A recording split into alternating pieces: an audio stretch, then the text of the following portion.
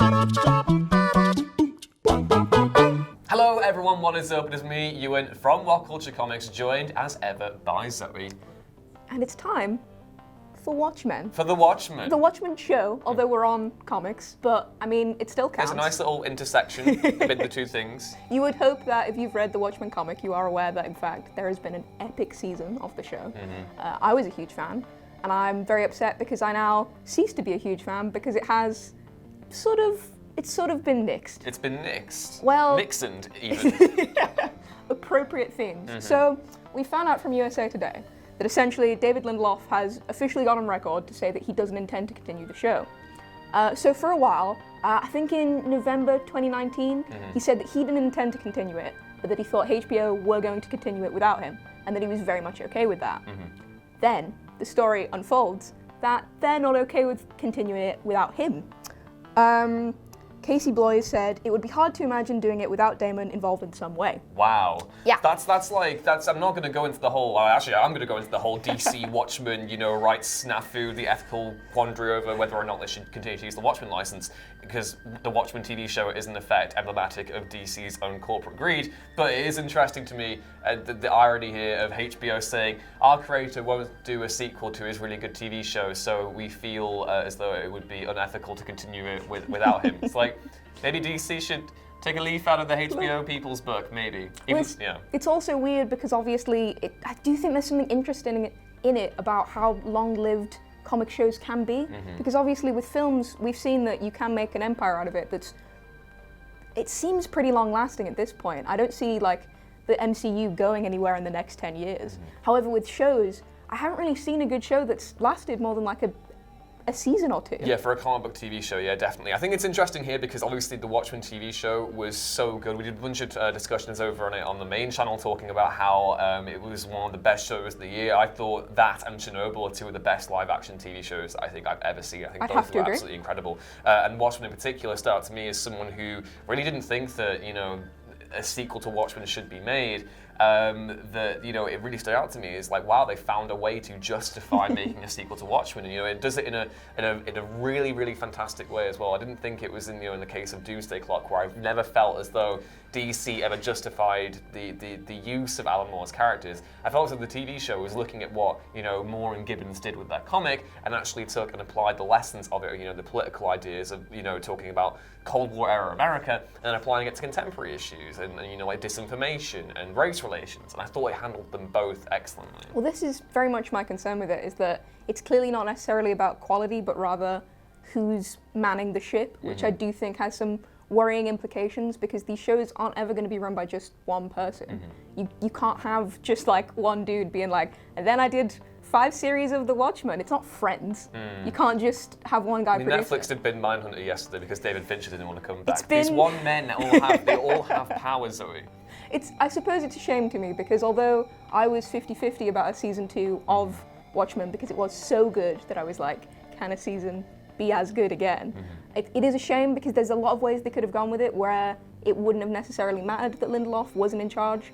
A lot of people were speculating about whether they could do each season like a different reimagining of what would happen afterwards, which I think would have been really clever. Yeah. I think it could have been a really good way for them to do almost like an extension that isn't necessarily offensive in the way for a lot of comic fans, because whichever one you liked most, that's the one that happened. The lack of a definitive sequel, I think, would be interesting, because you're not laying down after Alan Moore has basically said, "Please don't touch my creation." You haven't laid down the authoritative. Oh, this is definitely what happened after the comic you wrote, which I kind of like. But I think in terms of there was so many places they could have gone with the sequel for here. I think Sister Night is such a compelling character. Obviously, spoilers if you haven't seen it, but the ending episode also goes down with Laurie actually arresting Ozymandias, and there's a whole thing there on what happens to the Drybergs after that. They all swore an oath to basically never reveal Adrian's secret.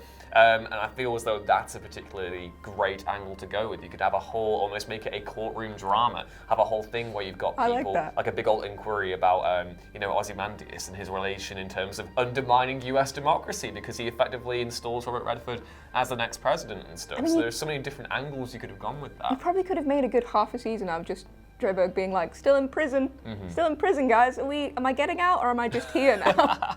Because obviously, like, as one of arguably one of the most main characters of the entire series, but you don't even see him. Also, you don't even see him once. Unresolved question of what happened to Lubeman as well. I mean, we know that the supplementary material revealed that it was actually Laurie's assistant, who she sleeps with after, spurning the Manhattan dildo. So, I think the Lubeman mystery probably could have been solved on screen. I think that's probably my biggest regret over them not doing Season 2 should have just been Lubeman. Yes, exactly. Watch Lubeman. Exactly. But yeah, no, there were so many different ways they could have gone with that, I thought. And, at the end of the day, even though I think it's totally fine to admit that you could be disappointed that they're not doing a follow-up, because if you get a good thing, the natural instinct is to go, I want more of said good thing, but at the same time, you kind of have to admire it, in the sense that it was, I thought, a near enough perfect season of television, and to not then go back and say, well, we could make more money off of this, but instead looking at it and going, well, no, artistically, I think it stands on its own perfectly.